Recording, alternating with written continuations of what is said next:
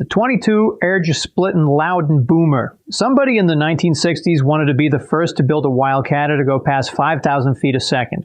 The way you chase a number like that is a huge case behind a tiny bullet. So they took a .378 Weatherby Magnum and squeezed the neck of it down around a .224 caliber bullet.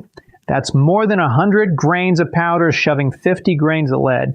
2 grains of powder for every 1 grain of bullet going out the barrel. But it never quite got there because it only got as far as 4,600 feet a second, just a little over 4 times the speed of sound, and still short of the number it was named after. The intent of this whole thing was purely experimental.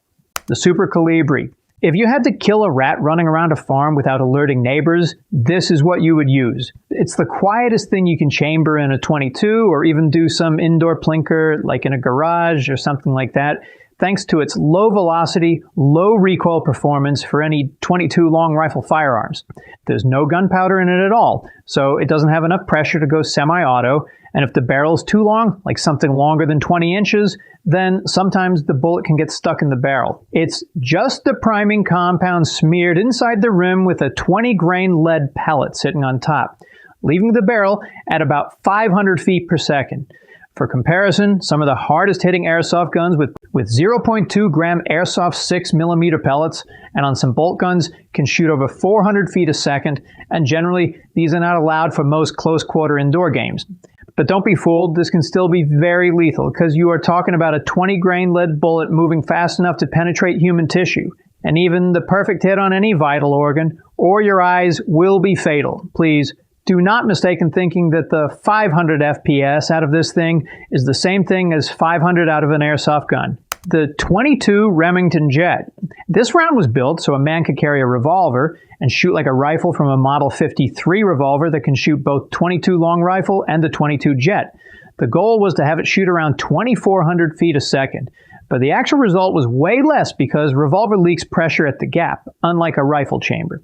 Smith & Wesson basically took a .357 Magnum case and squeezed it way down around a .223 bullet, which left a long tapered neck running most of the length of the case, but that shape had a bad flaw.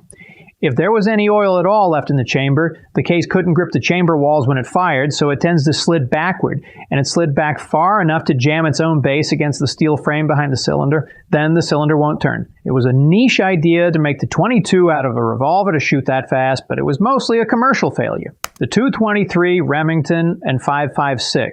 Everyone knows about the 5.56 that the famous AR-15 shoots. The entire purpose of this round was built to kill on the battlefield with range up to 500 yards out of the M16. Basically to inflict maximum damage only if the bullet fragments into multiple pieces upon impact, because only if when it flies fast enough the hydraulic pressure can explode the bullet into tiny pieces. Basically shredding the meat inside, if you know what I mean. If it's slow, then it's not good. It just punches right through. That's why people are so nitpicky about its velocity out of a shorter barrel. But more on fragmentation later if you stay till the end. During the Vietnam War, this one also kicked less. Much less than the M14 shooting that big 7.62 during the Vietnam War. Today we have even more variants of the 5.56 like the M855 and the A1 version. And they were even developing a plus version, basically the higher pressure version, to get more out of this round for shorter barrels to defeat modern day armors. In regard to the .223, it has the same principle. These two may look the same, but the 5.56 is the one with higher chamber pressure with a longer throat. And the one-way safety rule is that you can always safely fire a .223 Remington in a 5.56 gun, but never the other way around. To bridge this gap, there is even a chamber spec called the .223 Wild to handle both. 5.45 by 39. This is the one that the AK-74 shoots, and you can say it is to match and compete with the American 5.56 because the Soviet military saw how effective it was during Vietnam, like having low recoil and further reach, even though from the Americans' perspective it was a disaster with all the problems that the M16 had. But the main idea was that they want a lighter bullet to do heavy damage as soon as it starts to tumble in muscle tissue, even if it doesn't fragment. While the 5.56 has to be fast enough to do this to do damage. The Soviet was about making the bullet tumble within 2 to 3 inches right after entering the body. In a way, it's also shredding through the tissue like a spinning blender blade, And the only way for it to do that is to shift the weight to the back of the bullet and lose balance instantly upon impact. So this is very nasty, and you don't want to get hit by it. Fighters in Afghanistan called it the poison bullet, not with actual poison, but wounds like this were just hard to look at. 5.7 by 28, this mini rifle round is considered a personal defense weapon round, built to get through body armor from something the size of a submachine gun. Back then, there were only 2 guns that could shoot this, but now there are more. People love it because it packs that punch, but also kicks like a .22. The projectile is a .224 caliber bullet, usually weigh 27 to 40 grains. It's the exact same diameter that goes in your .223, sitting in a case about as long as a pistol round, and weighs 2 times less than your normal 9mm Luger. So you can carry twice as much compared to the 9. They have several different versions for different jobs. The one that tumbles is similar to the Soviet 5.45, so it can dump all its energy inside the target so it doesn't overpenetrate. The ones made for civilians has this plastic blue tip made to fragment, and the hollow point ones can mushroom and widen the wound and slow down inside the target. The 22 TCM.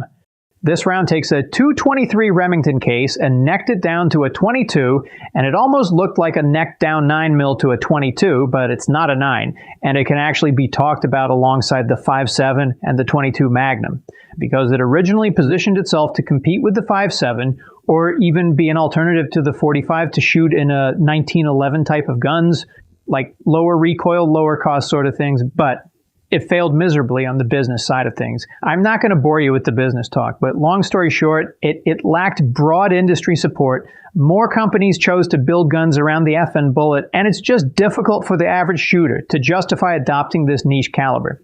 As far as what the bullet can do outside the boardroom, the TCM has just a slight advantage in raw velocity and energy since it's a high-pressure round even more than the 10mm, but as far as punching through armor, the 5.7 is the way to go. The 22 long rifle. This is the rim-fired plinker round that everyone knows about. If you're not a bullet guy, at least know this one. It's the most affordable and also very deadly if hit in places that you don't want to get hit by. Roughly 2.5 billion of them get made every year, which is more than every other cartridge on Earth put together. Once it's fired, it's done. You can't reload it like a centerfire rifle round. During the American Dust Bowl and Great Depression, the 22 LR was a literal lifesaver. For families who could not afford expensive hunting cartridges, could buy a box of 22 for pennies to keep rural families fed by quietly harvesting rabbits and birds right out of the backyard without wasting meat or burning through their budget. Since it's a 22, you can also shoot this out of a converted AR-15 upper and many other conversion kits out there. 22 short and the long.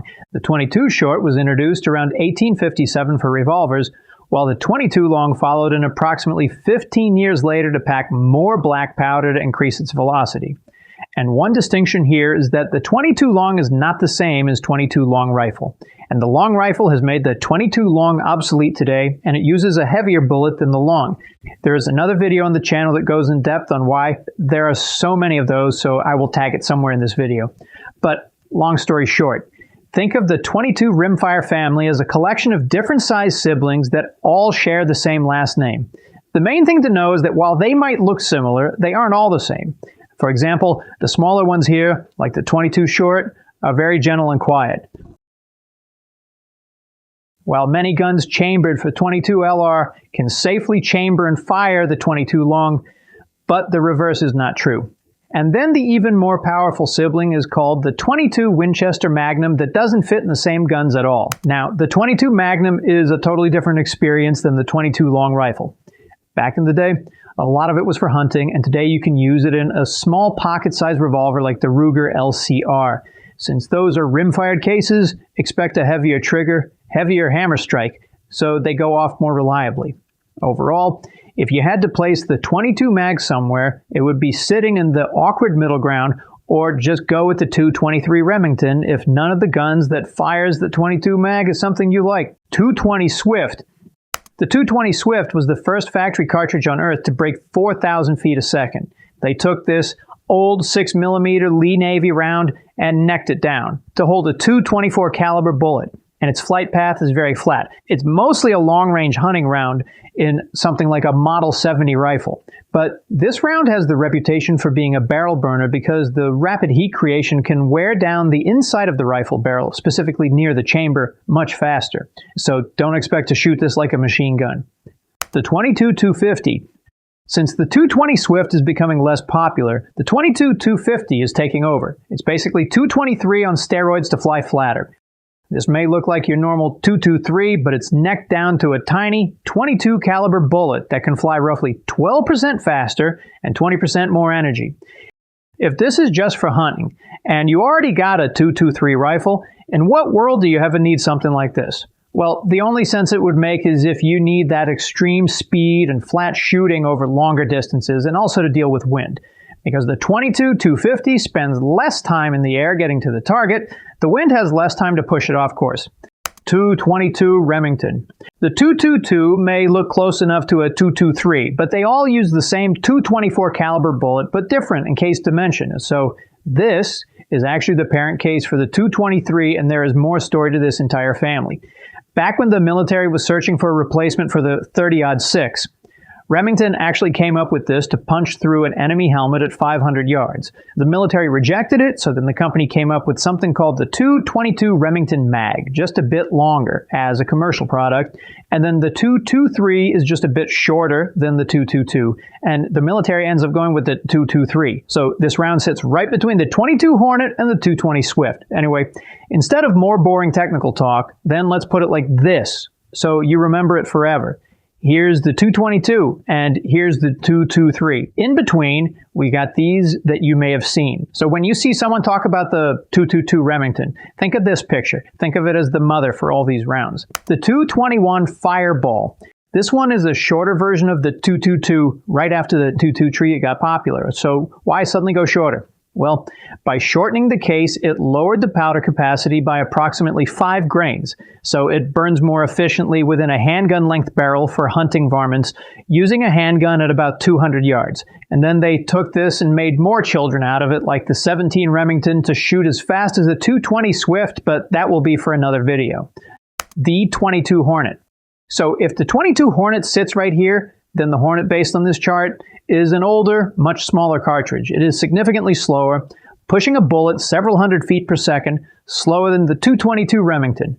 It is generally considered a lighter duty round. The 22 Savage High Power.